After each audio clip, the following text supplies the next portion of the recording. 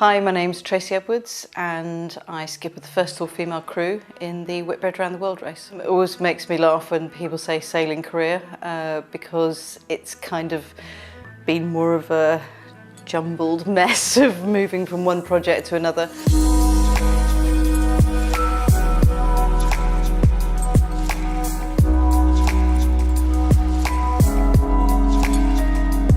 I was expelled from school when I was 15 years old, and my long-suffering mother thought it might be a very good idea for me to go backpacking around Europe, which at the age of 16 as I was at the time, which I think was very brave of her, but she knew I needed to go and find whatever it is I was looking for after quite troubled teenage years.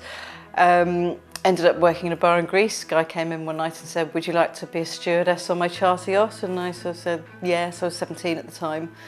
And then was just so lucky I felt I'd really found my path, if you like, and sort of stumbled across sailing and knew within a few days this is what I wanted to do for the rest of my life. So by the time I was 21, I just started doing a bit of racing and finding out what that scene was all about, and then ended up doing the 85-86 Whitbread Around the World race on a boat called Atlantic Privateer with 17 pirates. Sailing around the world on Atlantic Privateer was an experience. I didn't have that much, well, I had no ocean racing experience. I had a lot of ocean miles under my belt with a lot of deliveries and cruising. But this was a whole new kettle of fish and very different again from the small boat around the buoys racing that I'd done in Sardinia and the Swan Worlds and all those other things.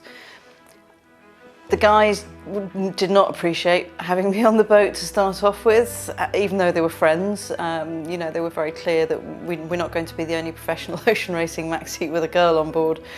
But I kind of wangled my way onto the boat, and I spent really, I think probably the first leg, trying to prove myself that I wasn't going to do something stupid or fall over the side. And you know, the cooking was dreadful because freeze-dried food was dreadful then. There was nothing I could do about it. But what happened during the race was when we won the second leg coming into New Zealand and beat NZR Enterprise by 7 minutes after a really close match race down the coast of New Zealand, closest finish at that time. I think everyone felt that I earned my place on board and I began to be accepted a lot more.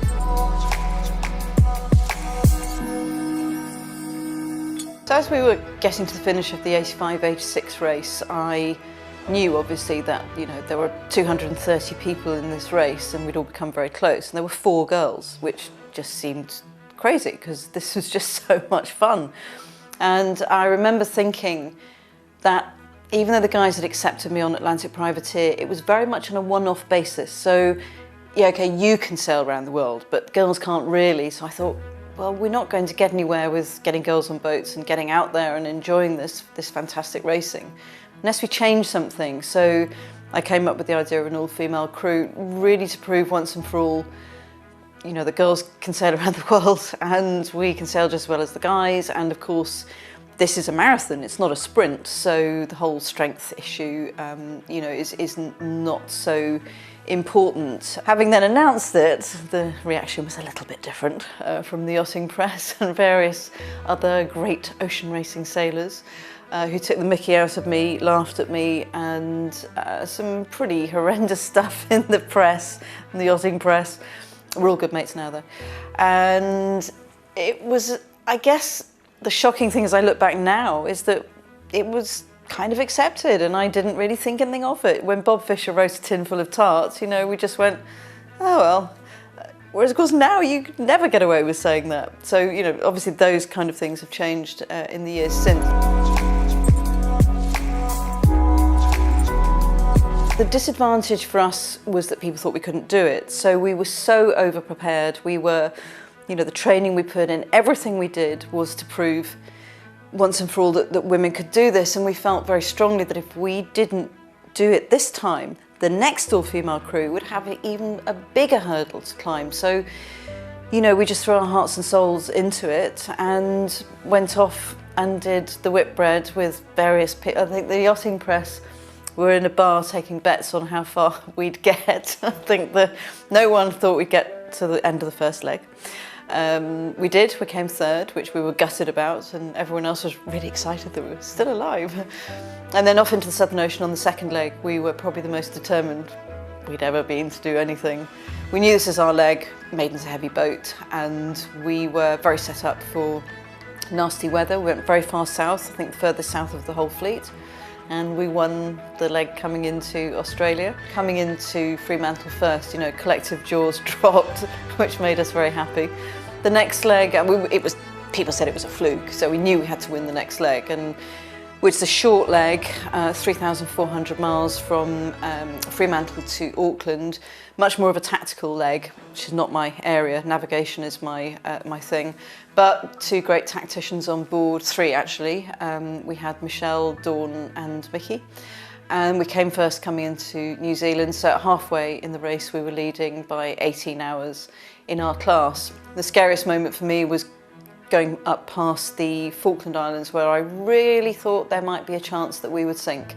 We could not find where this water was pouring into the boat. By the time we discovered what was going on, the generator had been incapacitated, so we couldn't charge the batteries. The bilge pumps failed, and the saying, "There is no bilge pump like a bucket in the hands of a frightened sailor," very true. So we were literally bailing out with buckets. We had the floorboards up. We were desperately looking for where this water was coming in. We didn't know then it was coming through the mast, where we'd cracked the mast. We didn't know that then.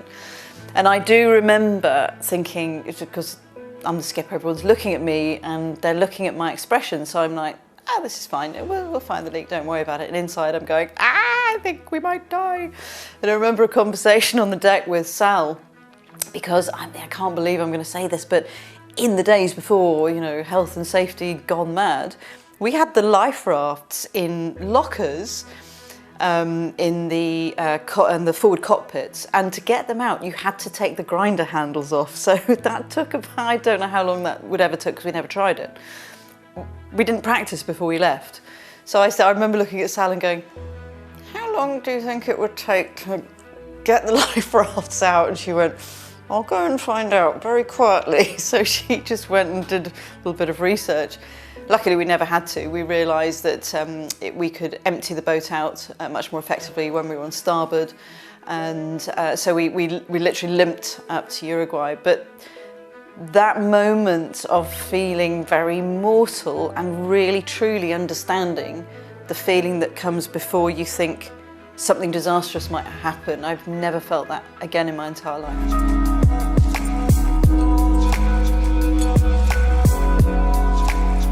I tend to put myself under a lot of pressure. I mostly do it because I'm worried that I'm not good enough.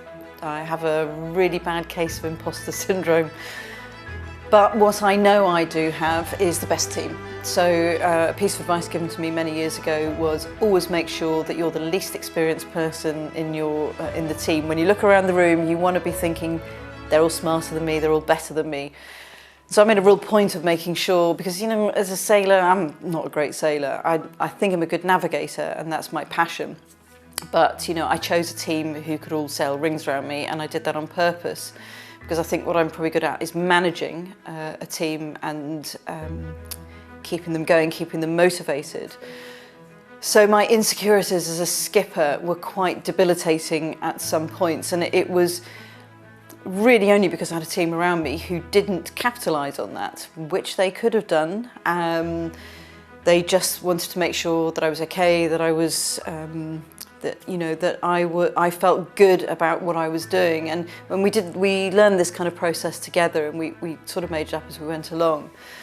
But I never intended to skip a maiden.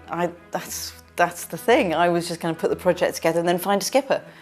And then I couldn't find a skipper, so King Hussein said to me, well, you'll have to do it. I mean, you're kind of the skipper anyway, so just get on with it. So I kind of ended up in a role that I didn't expect. I thought I was just going to be the navigator. But, when you've got a great team alongside you, you can make it happen, and they did. And they allowed me to learn on the job, which is pretty extraordinary.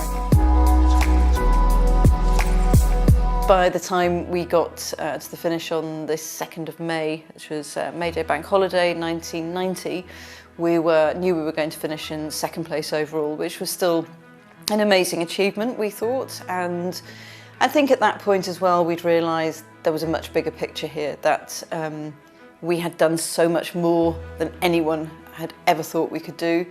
Hadn't done as much as we thought we could do, but you know, it's a race and things happen. Coming into Southampton at the finish was just indescribable.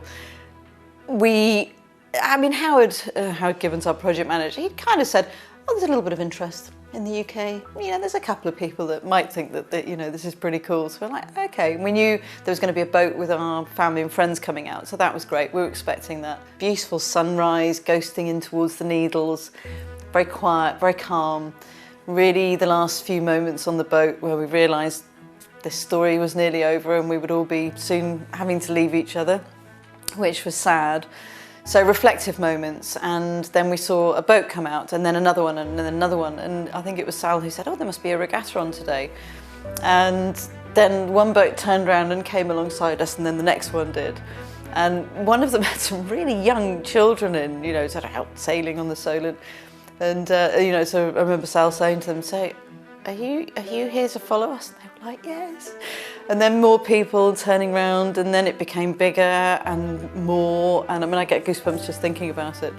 And then our families came out on their boat, and then this press boat where they were all leaning over one side, and this press boat was sort of leaning over like that. It was quite alarming. People throwing flowers at us. People trying to give us food because they knew we were starving, because we'd run out of food the week before, but of course we couldn't accept any outside help until we got to the finish line.